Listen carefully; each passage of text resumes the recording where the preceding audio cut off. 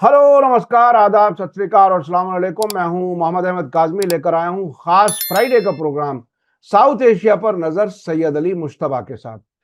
सैयद अली मुश्तबा साहब से आज जो हम बात कर रहे हैं वो भी किसी ना किसी तरह से उसी इजराइल और ईरान के बीच होने वाली जंग के सिलसिले में भी कुछ बहुत ही अहम बात होगी। हमारे चैनल पर आप मुसलसल वेस्ट एशिया की खबरें और अपडेट आप तक पहुंच रही हैं। ये जो प्रोग्राम है इसमें भी काफी हद तक उससे ही मुतालिक कुछ चीजें हम डिस्कस करेंगे, ताकि आपको लगे कि इंटरनेशनल खबरों के साथ साथ अपने देश पर नजर डालना कुछ ज्यादा आसान हो जाता है। तो आज की बात बहुत ही अहम होने जा रही है। अब से पहले जब भारत और पाकिस्तान के बीच में टकराव की हालत हुई थी, तब भी सैयद अली मुश्तबा साहब ने कुछ बहुत ही अहम चीजें बताई थी, जिसकी वजह से आपने उनको बहुत पसंद किया था, बहुत देखा था। सैयद अली मुश्तबा साहब हमारे इस प्रोग्राम के लिए बाकायदा तैयारी करते हैं, और आज जैसे कि पिछले हफ्ते भी वो अपने वतन माने गांव शेखपुरा बिहार में वहीं पर हैं, और वहां रहते हुए भी उन्होंने टाइम निकाला। हम उसके लिए उनके शुक्रगुजार हैं। सैयद अली मुश्तबा साहब, वेलकम है आपका। मीडिया स्टार वर्ल्ड को आप वक्त दे देते हैं, उसके लिए हम शुक्रगुजार हैं। सैयद अली मुश्तबा साहब, ये बताइए कि आज 8वां दिन है इजराइल और ईरान की जंग को। इस जंग से मुतालिक हमारे इस इलाके में, भारत में, पाकिस्तान में, इस पूरे इलाके में क्या कुछ है? सरकारें कैसे रिस्पॉन्ड कर रही हैं? क्या हम कौन कहां खड़ा है, यह समझना बहुत जरूरी है। फिर हम उसके आगे कुछ और बातें करेंगे, जिसमें G7 की बात भी होगी, और मोदी जी साइप्रस गए उसकी भी बात होगी, और हम फिर बात करेंगे श्रीलंका और भारत की भी। सबसे पहले हम उसी पर आते हैं। इजराइल ईरान जंग के सिलसिले में भारत और भारत के आसपास के मुल्कों का क्या रुख है? सईद अली मुश्तबा साहब। जी, बहुत बहुत शुक्रिया काजमी साहब। मेरे सामाईन को मेरा आदाब, सत श्री अकाल और सलाम वालेकुम। देखिए देखिए, जो भी लोग दुनिया में जहां भी हैं वो इस जंग से, ईरान और इसराइल के बीच में जो जंग चल रही है, इससे बेखबर नहीं रह सकता। क्योंकि इसका इम्पैक्ट सारे दुनिया पे पड़ रहा है, और सब लोग इस जंग को बहुत ही सीरियसली देख रहे हैं कि ये जंग कहाँ जाके खत्म होगा, कैसे खत्म। तो बहरहाल हम और आप साउथ एशिया में बैठे हुए हैं, हम हिंदुस्तानी हैं। हिंदुस्तान इस जंग को कैसे देख रहा है, पहले हिंदुस्तान के मौक़िफ़ देखें, उसके बाद फिर हम लोग पाकिस्तान का मौक़िफ़ देखें कि पाकिस्तान का क्या मौक़िफ़ है। बाकी जो देश हैं साउथ एशिया में, वो इतने छोटे हैं कि उनको मतलब साउथ एशिया से बाहर देखने की कोई जरूरत ही नहीं है। उनका कोई मतलब गवर्नमेंट का कोई स्टैंड नहीं। अब इंडिया के स्टैंड को हम लोग आगे देखते हैं। इंडिया जो है वो एससीओ का मेंबर है, शंघाई कोऑपरेशन ऑर्गेनाइजेशन, जो कि बहुत इंपॉर्टेंट ऑर्गेनाइजेशन है। इसमें ट्रेड, कॉमर्स और इन सब चीजों की, और इसके मेंबरशिप जो है वो रशिया और China, Iran, Pakistan, India, Kazakhstan, ये सारे लोग जो हैं ये इस एससीओ के मेंबर हैं। लेकिन इन एससीओ ने सबसे पहले, जैसे जंग छिड़ी थी, इसराइल ने ईरान के ऊपर हमला किया था, उसी टाइम जो है एससीओ ने उसको बहुत कस के मजम्मत किया था, उसका खंडन किया था, और अपना सपोर्ट, एससीओ का सपोर्ट जो है वो ईरान की तरफ जताया था कि ये ईरान के ऊपर बहुत ही जारहाना और बहुत ही बर्बरियत वाला हमला हुआ।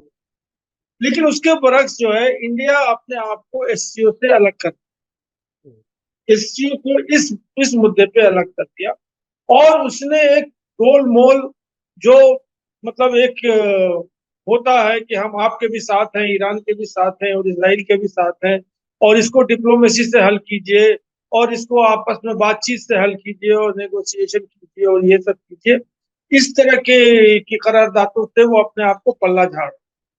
रीजन क्या है कि ईरान के ऊपर जो है इंडिया बहुत हद तक डिपेंडेंट है। एक तो तेल ईरान से आता है, दूसरा चाबहार में इंडिया का जो पोर्ट है ईरान के अंदर, वो इंडिया का इन्वेस्टमेंट है वहां पे। वहां से इंडिया जो है वो अफगानिस्तान जा सकता है और सेंट्रल एशिया जा सकता है। तो अगर इंडिया अगर ईरान को अपोज करता है तो ये सारी फैसिलिटी तो उसकी खत्म हो जाएगी। अब आ जाइए इसराइल के साथ। इसराइल जो है वो मोदी साहब ने उनको अपने चोली दामन में बैठाए हुए हैं, और इसराइल को वो अपोज नहीं कर सकते हैं, इसलिए कि उनसे डिफेंस एग्रीमेंट है। बहुत सारे डिफेंस और बहुत सारे जो मोसाद हैं और जो बड़े उनके जो इंटेलिजेंस सोर्सेस हैं, वो इंडिया को जो है वो इसराइल से प्रोवाइड होते हैं। बहुत से डिफेंस इक्विपमेंट है, इंक्लूडिंग ड्रोन। हम्म। जो ड्रोन इंडिया ने यूज किया था अभी ऑपरेशन सिंदूर में, वो इसराइल से आया। वो एक अलग बात है कि इसराइल का ड्रोन भी एक्सपोज हो गया, जैसे कि रफाल एक्सपोज हो गया वैसे इसराइली ड्रोन भी एक्सपोज। लेकिन अब इंडिया जो है वो खुल करके इसराइल का ना ही सपोर्ट कर सकता है, ना ही उसको अपोज कर सकता है। तो सपोर्ट करेगा तो मतलब ये है कि उसकी पूरी ईरान की तरफ से जो उसकी उसका वो आश्रय है वो खत्म हो जाए। तो इंडिया जो है वो बहुत ही मतलब शशोपंज में पड़ गया है इसराइल और मतलब ईरान के वॉर में, कि वो किसको सपोर्ट करे। तो इंडिया का जो जो व्यू है, अब पर्सनल इंडियन के जैसे हम और आप हैं, उनके तो अपने अपने व्यू हैं, जिसके साथ जिसकी लॉयल्टी है वो अपनी लॉयल्टी दिखाएगा। लेकिन गवर्नमेंट की यही यही पोजीशन। इसके बरक्स पाकिस्तान जो है वो, पाकिस्तान गवर्नमेंट जो है उसने कोई ऑफिशियल स्टेटमेंट नहीं दिया है, लेकिन पाकिस्तान तो जो भी गवर्नमेंट है, चाहे वो मिलिट्री गवर्नमेंट हो चाहे वो सिविलियन गवर्नमेंट हो, वो ईरान के साथ। और उन्होंने किसी ने भी, ना ही मिलिट्री गवर्नमेंट ने और ना ही जो है सिविलियन गवर्नमेंट ने इसराइल का की तरफ अपनी सहानुभूति जाहिर की है, और ना ही जो है वो मतलब इसराइल के साथ है। तो वो पता मतलब माना जाता है कि पाकिस्तान जो है वो ऑल आउट ईरान के साथ। इसकी एक और बहुत अच्छी मिसाल ये है कि ईरान का और पाकिस्तान का जहां बॉर्डर लगता है, वहां पे पाकिस्तान ने अपने एयरफोर्स को तैनात किया, और वो मॉनिटर कर रहा है कि अगर इसराइल ईरान के एयर स्पेस को वायलेट करके पाकिस्तान में आ जाता है तो पाकिस्तान उसको शूट कर। उसने ये अनाउंस भी कर, और ये भी एक अनाउंसमेंट आया है जो कि ऑफिशियल अनाउंसमेंट नहीं है, कि अगर इसराइल ने ईरान पे न्यूक्लियर हमला किया तो पलट वार जो है वो पाकिस्तान इसराइल पे करेगा, न्यूक्लियर हमले का। तो ये सब बातें चल रही हैं। अब साउथ एशिया के लेवल पे तो हम इतना ही कह सकते हैं कि बाकी सब जो मुल्क हैं, श्रीलंका, नेपाल, बांग्लादेश, मालदीव, ये सब बहुत छोटे मुल्क हैं, जो कि इतने बड़े मतलब ये ग्लोबल और रीजनल मतलब लेवल पे जो जो जो लड़ाई चल रही है जी। उसमें उसमें कोई इफेक्टिव नहीं है, यानी जो छोटे मुल्क हैं, भारत और जी पाकिस्तान इस इलाके के इंपॉर्टेंट मुल्क हैं और उनका अपना अपना रुख है। भारत ने गोलमोल बात की है, पाकिस्तान ने ईरान को सपोर्ट किया है, लेकिन सब पाकिस्तान के जो फौज के सरबराह हैं वो तो ट्रंप साहब के पास डिनर के लिए पहुंच गए। वो क्या हुआ, जैसे ही ईरान को सपोर्ट का ऐलान हुआ तो ये फौज के सरबराह, जिनको सबसे बड़ा हुक्मरान समझा जाता है, जो पॉलिटिकल नजर आते हैं, वो तो सिर्फ दिखावे वाले शो बॉय होते हैं वहां पर। आमतौर पर फौज ही अमेरिका, पेंटागन और पाकिस्तानी फौज, ये कनेक्शन है जो पाकिस्तान को रूल करता है। इसके क्या मानिए? देखिए 13 तारीख को एक आर्मी डे फंक्शन हुआ था अमेरिका में, जिसमें खास इनविटेशन जो है आसिम मुनीर को मिला था, और उसके लिए आसिम मुनीर जो है अपनी पूरी वर्दी के साथ उन्हें वहाँ प्रेजेंस उनका प्रेजेंस हुआ वहां पे, और वो उन्होंने परेड को देखा। और देखने के बाद जो है लोग जो है मतलब जाहिर सी बात है कि अमेरिका ने chief of the army staff of Pakistan को बुलाया है, तो कुछ तो मसलहत होगी। उसके बाद उनका दूसरा इटिनरी जो था वो था व्हाइट हाउस के अंदर। वो ट्रंप के साथ उन्होंने बाकायदा खाना खाया, लंच किया, और उसमें बहुत सारी बातें हुई मतलब आसिफ मुनीर और ट्रंप साहब के साथ तो क्या हुई वो तो निकल के नहीं आया। लेकिन जो मीडिया में खबर आई है कि आसिफ मुनीर ने ट्रंप साहब को नोबेल प्राइज पीस के लिए नॉमिनेट किया, और कहा कि ट्रंप साहब ने हिंदुस्तान पाकिस्तान का जंग रुकवा करके मतलब बहुत बड़ा मतलब एक कारनामा दिखाया है, और इतने लोग मर जाते और ये नुकसान हो जाता। तो ट्रंप साहब इसके मुबारकबाद के मुस्ताक हैं, और उनको नोबेल प्राइज मिलना चाहिए।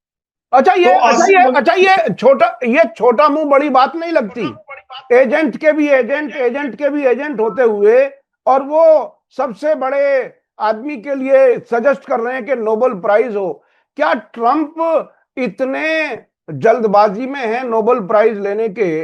ना तो गाजा जंग बंद करा पाए, ना ही यूक्रेन रूस जंग बंद करा पाए, और अब यहां ईरान के खिलाफ जंग के लिए तैयारी कर रहे हैं। तो नोबेल इनाम के लिए पाकिस्तान के ही फौज के सरबराह मिले हैं नॉमिनेशन के लिए। ये क्या कहानी है?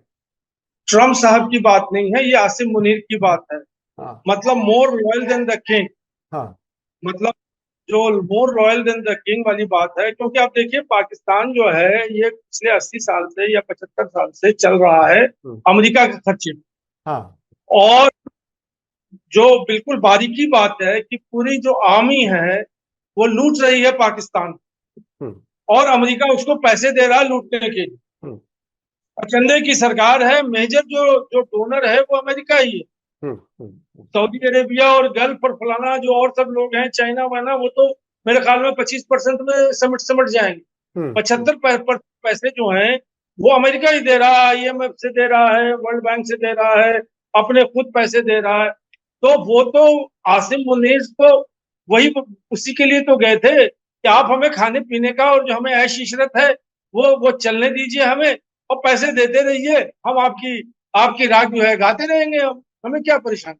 तो क्या ये तो वो पैसे तो ये भी तो हो सकता है कि ये पैसे हासिल करने के लिए, उगाई के लिए ईरान की तरफ झुकाव दिखाया हो, ताकि उधर से पैसे मिलेंगे, फिर हम ठंडे होके बैठ जाएंगे। ऐसा नहीं लगता कि वो एक प्रेशर टैक्टिक भी हो सकती है? यही मैं आपको निशानदेही करना चाह रहा था। ये 13 तारीख का आर्मी परेड और ये सब, और वहां पे व्हाइट हाउस में खाना वाना, मुझे ऐसा लगता है, ये मैं कोई कंफर्म हमारे पास न्यूज नहीं है, कि शायद ट्रम्प साहब ने आसिम मुनीर को कहा था कि आप अपने आवाम को कंट्रोल कीजिए, आप अपनी मिलिट्री को कंट्रोल कीजिए, आपकी जो सिविलियन गवर्नमेंट है उनको कंट्रोल कीजिए, और ईरान और इसराइल के झगड़े में आप मत घुसिए, और इसके लिए आप अगर ऐसा रोक देंगे तो हम आपको पैसे देते रहेंगे और आप हमारा जो है काम करते रहेंगे। तो ये मुझे अपनी मतलब तरफ से ये शक लग रहा है कि आसिम मुनीर को जो अमेरिका में बुलाया था वो इसीलिए बुलाया था कि वो, क्योंकि देखिए पाकिस्तान में बहुत ज्यादा सेंटिमेंट गर्म है, कि वो चाहती हैं कि पूरी पाकिस्तानी फौज जो है वो ईरान के साथ जाकर के इसराइल से लड़े। और पाकिस्तान के पास इंटरकॉन्टिनेंटल ब्लास्टिक मिसाइल है जो कि इसराइल को मार सकता है अपने जमीन से। हम्म, और अगर ईरान और पाकिस्तान मिल जाए तो शायद इसराइल का जो है हस्ती से नाम खत्म हो जाए। हम्म, क्योंकि अब जब मैं ईरानी मीडिया को कुछ इधर उधर देख रहा था और मुझे ज्यादा समझ में नहीं आ रहा था क्योंकि वो फारसी बोलते हैं, अब वो बनी इसराइल की बात हो रही है। हम्म। एक बनी इसराइल जो है वो उस टाइम था जब इस्लाम वजूद में आया था, और अब बनी इसराइल जो है वो इसी का नाम चल रहा है। और उन्होंने कहा कि जैसे वो बनी इसराइल का खात्मा हुआ था, अब बनी इसराइल का अब खात्मा हो, जी वो हाँ, सफेद उन्होंने हस्ती से मिट। उन्होंने उन्होंने इस ऑपरेशन का नाम ट्रू प्रॉमिस 3 तो रखा ही है, और खास कार्रवाई का नाम रखा है अली इब्ने अबी तालिब, और उसके साथ यौम गदीर से भी जोड़ा है। और साथ साथ खैबर की जंग में हजरत अली ने जिस तरह से यहूदियों को नाकाम किया था, खैबर के किले का दरवाजा उखाड़ करके, वो भी याद कर रही है ईरान की पूरी कौम। तो अच्छा, अब मैं चलना चाहता हूं। ये G7 में मोदी जी गए और ट्रंप की उनके बीच में बात हुई, लेकिन बाद में मोदी जी वॉशिंगटन नहीं गए, व्हाइट हाउस के कहने पर भी। ये क्या कुछ हो रहा है? भारत और अमेरिका के बीच में क्या कुछ बातें हो रही हैं? देखिए G7 का समिट जो है वो कनाडा में हुआ था, हो चुका था। मोदी जी जो है वो गए थे उसमें। पहले तो उन्हें इनविटेशन ही नहीं आया था। फिर हमारे डिप्लोमेट ने कहा कि इंडिया जो है वो फोर्थ लार्जेस्ट इकोनॉमी है, जापान को उसने पीछे छोड़ दिया है, 5वें नंबर पे ले आई है, हमारी इंडिया जो है चौथे नंबर पर आई है। तो आप कैसे जो है आप इंडिया को छोड़ सकते। तो फिर कनाडा वालों ने भेजा इनको, मोदी जी को। मोदी जी ने ये सब, बहुत से लोग जो है मोदी जी नहीं जाए, मतलब इस समिट के लिए। लेकिन फिर मोदी जी गए वहां पे। अब वो समिट में क्या हुआ कि ट्रम्प साहब आए थे समिट को, और समिट को मेरे ख्याल में कुछ घंटे वहां पे रहे थे और छोड़ करके वो फिर अमेरिका चले, और ना मोदी जी से मिले ना किसी और से मिले। उसके बाद एक टेलीफोनिक कन्वर्सेशन होती है मेरे ख्याल में कनाडा से ही ट्रम्प के साथ, जो कि 35 मिनट चलता है। जिसकी निशानदेही जो हमारे फॉरेन सेक्रेटरी हैं विक्रम मिश्री, उन्होंने किया। और उन्होंने कहा कि ट्रम्प साहब और मोदी साहब ने मिलकर 35 मिनट बात की। और मिश्री साहब ये कह रहे हैं कि उसमें मोदी साहब ने डायरेक्ट ट्रम्प को कहा है कि आपने मध्यस्थता नहीं की है। ये मिश्री साहब इंडिया फॉरेन सेक्रेटरी बोल रहे हैं इंडिया पाकिस्तान के ऑपरेशन सिंदूर में। और इंडिया का कोई नुकसान नहीं हुआ। और वो डिनायल मोड में है कि अमेरिका ने कोई मतलब पेशरफ की थी और वो सीज फायर हुआ था। तो इंडिया जो है वो अभी डिनायल मोड में है कि अमेरिका का कोई इन्वॉल्वमेंट था इंडिया और पाकिस्तान के सीज फायर में।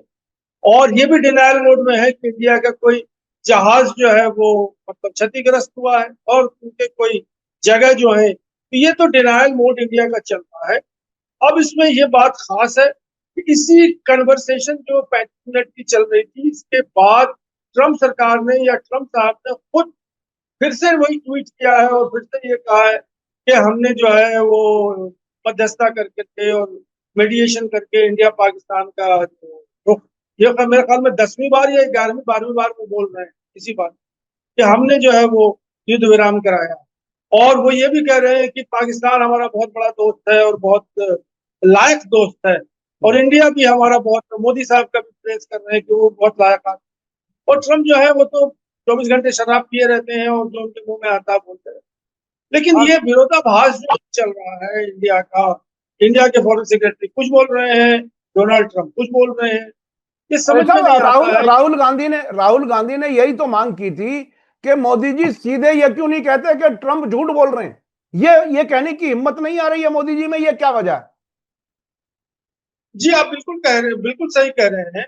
देखिए, ट्रम्प के अगेंस्ट में या अमेरिका के अगेंस्ट में एक वर्ड इंडिया ने नहीं कहा। उसी तरह से चाइना जो हमारा बिल्कुल खुल के दुश्मन है, उसके अगेंस्ट में कुछ नहीं किया। अब वो जा रहे हैं झगड़ा लेने के लिए तुर्की से और अजरबैजान से और पाकिस्तान से। तो है ही ये युद्ध हमारा और इंडिया का। मैं उसी पर आना चाहता हूं। देखिए, भारत ने ऑपरेशन सिंदूर के बाद मेंबर्स ऑफ पार्लियामेंट के कई डेलीगेशन भेजे, जिस पे हमारी अब से पहले आपकी बात हुई है। उसके बाद भी मोदी जी को साइप्रस जाना पड़ा, व्हाइट हाउस का इनविटेशन छोड़ करके। तो क्या क्या और बहुत से लोगों का कहना है कि भारत इसमें काफी तनहा पड़ा है। पाकिस्तान को सपोर्ट मिली है कई मुल्कों से, भारत के साथ सिर्फ इजराइल खड़ा हुआ था। अब क्या मोदी जी साइप्रस में क्या हासिल करेंगे, क्या कर रहे हैं? देखिए, मतलब जियो पॉलिटिक्स में और in the community of Nations में साइप्रस का कोई कोई रोल ही नहीं। वो उसी तरह से है जैसे मालदीव है या श्रीलंका है या बांग्लादेश है। तो ये कहना कि साइप्रस से अगर वो सपोर्ट हासिल भी कर लेंगे इंडिया पाकिस्तान के युद्ध में या किसी और इसराइल और ईरान के युद्ध में, तो ये तो मतलब बिल्कुल वैसे ही है जैसे कि मतलब आप कुछ भी कह सकते हैं। तो अरे सर, साइप्रस का जो साइप्रस और तुर्की का टकराव है बाकायदा। कुछ हिस्सा जी तुर्की का, साइप्रस तुर्की के कब्जे में है साइप्रस का कुछ हिस्सा, साउथ साइप्रस का। और वो समंदर में, मेडिटेरेनियन में तेल के डिवीजन पर भी टकराव है। तो ये तो बिल्कुल ऐसा हुआ कि कोई कहे कि पाकिस्तान के खिलाफ बोलो, कोई भारत आए और ये कहे कि पाकिस्तान के खिलाफ बोलो, तो ये तो नेचुरल, बोलने के लिए वो तैयार है ही पहले। तो साइप्रस से कुछ कोई डिप्लोमेटिक कोई फायदा हमें मिलेगा ऐसा नहीं लगता आपको, आपका कहना है? नहीं, मेरा ये कहना है कि साइप्रस जो है वो इंडिया पाकिस्तान के झगड़े में से उससे कोई मतलब ही नहीं। साइप्रस का जो झगड़ा है वो टर्की के साथ है। इंडिया का जो झगड़ा अभी नया शुरू हुआ है वो टर्की के साथ इसलिए है कि टर्की ने जो है वो पाकिस्तान को सपोर्ट कर दिया और अपने जंगी बेड़े भेज दिए हैं और बहुत सारी मतलब चीजों से इंडिया पाकिस्तान को इंडिया के अगेंस्ट सपोर्ट। तो अब एक मीडिया में दो खबरें चल रही हैं, ये बहुत इंपॉर्टेंट दो दो पॉइंट ऑफ व्यू है जिसको मतलब समझ को जानना चाहिए। एक तो ये है कि साइप्रस से इंडिया इंडिया जो है वो दोस्ती करना चाहता है या हाथ मिलाना चाहता है टर्की को अपोज कर। साइप्रस जो है, इंडिया जो है वो साथ दे रहा है साइप्रस को कि वो टर्की को अपोज करे और जो भी कुछ है उनके झगड़े हो। अब बात हमारी ये है कि इंडिया से तो पाकिस्तान संभल ही नहीं रहा है। चाइना तो उससे भी बड़ा हेवी वेट है, अमेरिका भी नहीं संभल रहा। अब जो है इंडिया साइप्रस को लेकर टर्की से अपोजिशन कर रहा है। ये क्या फॉरेन नीति है, कहाँ की फॉरेन नीति है, कहाँ की फॉरेन पॉलिसी है? कोई फॉरेन कोई फॉरेन कोई पॉलिसी फॉरेन पॉलिसी में तो एक बहुत ही बड़ी बड़ी मिसाल भारत ने दी हुई है कि एक अलायंस है जिसे क्वाड कहते हैं, वो चीन के खिलाफ है, उसमें भी भारत है। और ब्रिक्स जिसमें चीन शामिल है, उसमें भी भारत शामिल है। तो ये तो बड़ी अजीब सी कंफ्यूजिंग बात है कि हम चीन के साथ हैं या चीन के खिलाफ हैं। हम ये बात भी नहीं कह पा रहे ठीक से खुल करके। अमेरिका को ये नहीं कह पा रहे कि आप झूठ बोल रहे हो। तो फिर हमारी इतना बड़ा मुल्क होते हुए ये जो विश्व गुरु की बात बीजेपी वाले कहते हैं बार बार, ये विश्व गुरु कहां काम कर रहा है? क्या विश्व गुरु भारत बन रहा है या सिर्फ मोदी जी बन रहे हैं? और वो भी बन रहे हैं तो वो कहां कामयाबी नजर आ रही है? नहीं, देखिए अभी मैं साइप्रस की बात कर लेता हूँ, उसके बाद मैं क्वाड पे बात आता हूँ। हाँ। साइप्रस का ये है कि दो नैरेटिव चल रही है। एक नैरेटिव चल रही है कि इंडिया साइप्रस से हाथ मिलाना चाहता है टर्की को अपोज करने, हम्म। और वो मतलब टर्की जो पाकिस्तान का साथ दिया था, तो पाकिस्तान हमारा दुश्मन है तो टर्की हमारा दुश्मन है, ये नैरेटिव चल रहा है इंडियन मीडिया में। और बहुत हद तक जो मोदी मीडिया है और जो भी मीडिया है वो सारे मीडिया इसीलिए, क्योंकि एक चीज आपको ये भी मालूम होती है कि जब से मोदी साहब आए हैं मतलब सत्ता में, ये प्रेस ब्रीफिंग खत्म हो गई है। जब भी हजारों बार तो वो राहुल गांधी ने कहा था कि वो तो कपड़े बदलने हिंदुस्तान आते हैं, वो तो विदेश में ही पड़े रहे। हम्म। तो कभी भी अभी साइप्रस के ऊपर भी कोई भी प्रेस टिप्पणी पीआईबी की, प्रेस इंफॉर्मेशन ब्यूरो की नहीं हुई है, कोई भी ब्रीफिंग नहीं हुई है कि मोदी साहब का क्या मंशा था साइप्रस का। ये तो देशवासियों को चाहिए ना भाई कि हम यहाँ गए, हमने ये बातें की, हमने ये एमओयू साइन किया, और एक बायलैटरल जो होती है मीटिंग वो की। इसका कुछ नहीं। एक नैरेटिव तो यही चल रहा है जो कि मुझे मुझे लगता है कि चंदू खाने का गप है कि इंडिया जो है वो मोदी साहब साइप्रस गए हैं कि वो टर्की को अपोज। जो दूसरी नेगेटिव चल रही है ये ये लग रही है कि वो ये भी तो है, इसमें भी कुछ सत्य है या तथ्य। वो ये है कि साइप्रस जो है वो टैक्स है। इंडिया के जितने भी काले धन है वो स्विट्जरलैंड और साइप्रस में मतलब पार्क किए हुए। और शायद मोदी जी अपने कुछ पैसे या अपने पार्टी के जो और लोग हैं उनके पैसे वो साइप्रस में जाकर के नेगोशिएट करते होंगे कि आप उन्हें यहाँ रखिए, अगर कुछ होगा तो कुछ नहीं। मैं ये कयासारियां लगा रहा हूँ, मेरे मतलब बात में कोई वजन नहीं है। दूसरी बात में ये है कि जो अडानी साहब हैं, मोदी जी के राइट हैंड है, राइट फाइनेंसर है, पूरे इलेक्शन का पैसा उन्हीं की तरफ से आता है। वो साइप्रस के नेशनल है, उन्होंने नेशनलिटी ली हुई, यानी और भारत की उनका यानी वो अब भारत के नेशनलिटी नहीं है, या हमारे यहाँ कोई डुअल नेशनलिटी का तो कानून नहीं है? क्या अडानी साहब भारतीय नहीं है इस वक्त? जी, हमें जो खबर यही मालूम हुआ है कि अगर कल को कुछ परेशानी हो जाएगी अडानी साहब को, तो वो साइप्रस में जाकर के अपना सुकून से ठिकाना बना ले। हाँ, वो तो तैयारियां बहुत लोग किए हुए हैं, किस किस को जाना पड़ेगा अगर टाइम बदला। ये बहुत ही अहम बात है। और साइप्रस में अपने दर्शकों को बता दूं कि आजकल एक और वजह से भी खबर में है। जो ईरान धमकी दे रहा है कि सारे यहूदियों छोड़ करके चले जाओ, या तो यहां शेल्टरों में सड़ सड़ के मरो, नहीं तो छोड़ करके चले जाओ। खबरें यह हैं कि $5,000 तक भी एक एक आदमी समंदर के रास्ते से हैफा से साइप्रस जा रहा है, मुल्क छोड़ करके। तो ये नजदीक है ऑक्युपाइड पैलेस्टाइनियन टेरिटरी से और साइप्रस में। और एक बीच में खबर आई थी जंग के शुरू में कि नेतन्याहू साइप्रस चले गए हैं छोड़ करके। तो बहरहाल साइप्रस बहुत नजदीक है उस जगह के, गाजा के और इसराइल के ऑक्युपाइड टेरिटरी के। अच्छा, अब मैं चलना चाहता हूं श्रीलंका भारत के बीच में क्या हो रहा है। देखिए, एक मिनट, क्वाड की बात आपने छेड़ी हाँ थी तो जी क्वाड जी। की बात आपको करने हाँ एक आध मिनट। जी जी। तो ये है कि क्वाड का जो मतलब एनुअल फंक्शन होता है, ये समिट होता है, इस साल 2025 में दिल्ली में हो रहा है। हम्म और सारे क्वाड के मेंबर यहाँ यहाँ उनको आना है, जिसमें ट्रम्प सरकार को भी और ट्रम्प साहब को भी इनविटेशन जा चुका है कि वो दिल्ली आए। हम्म अब वो डेट वगैरह जो है वो तो last end of the year के यहाँ होगा। तो शायद ट्रम्प साहब जो है वो दिल्ली आए क्वाड की मीटिंग के। हम्म। तो ये बहुत इम्पोर्टेंट एक इवेंट है जिसकी हम लोग को इंतजार है कि वो देखना है कि भारत में ये जो समिट होगा क्वाड का, हाँ। इसका क्या मतलब आउटकम क्या होगा कोई और कोई क्या। कोई नतीजा निकलेगा या नहीं निकलेगा? और उस वक्त चीन के खिलाफ यहां से आवाज ज्यादा ऊंची उठेगी या नहीं उठेगी? जेफरी शेक्स जैसे लोग जो बहुत ही प्रोमिनेंट हैं अमेरिका में, वो ये कहते हैं कि भारत को होशियार रहना चाहिए कि अमेरिका से ताल्लुकात, अमेरिका से दुश्मनी खतरनाक है, दोस्ती उससे भी ज्यादा खतरनाक है। और ये भी वो कहते हैं कि चीन को काउंटर करने के लिए भारत को इस्तेमाल करना चाहता है अमेरिका। तो अब ये अगर क्वाड समिट यहां होगी तो हो सकता है मोदी जी का कोई प्रोग्राम खराब कर दें ट्रंप साहब आकर के चीन के खिलाफ कुछ बड़ी आवाज उठा करके। बहरहाल वो आने वाला वक्त बताएगा। श्रीलंका भारत के बारे में क्या क्या है खबर? ये तो बड़ी पॉजिटिव खबरें हैं। एक दो छोटी छोटी खबरें हैं, वो इजराइल और ईरान के वॉर की तरह नहीं है, ऑपरेशन सिंदूर की तरह नहीं है। वो ये है कि दक्षिण भारत, पर्टिकुलरली तमिलनाडु से, नागपट्टनम से और शायद मदुरई से भी, यहाँ से जो है फेरी सर्विस चल रही है, जो कि इंडिया के पैसे से चल रही है, जो कि यहाँ से तमिलनाडु से और भारत के लोग जो श्रीलंका जाना चाहते हैं फेरी यूज करके, तो वो वाटर सर्विस जो है वो, उसको फिर उन्होंने, इंडिया ने जो है रजामंदी दे दी है कि वो 1 साल के लिए फिर एक्सटेंड हो गया है।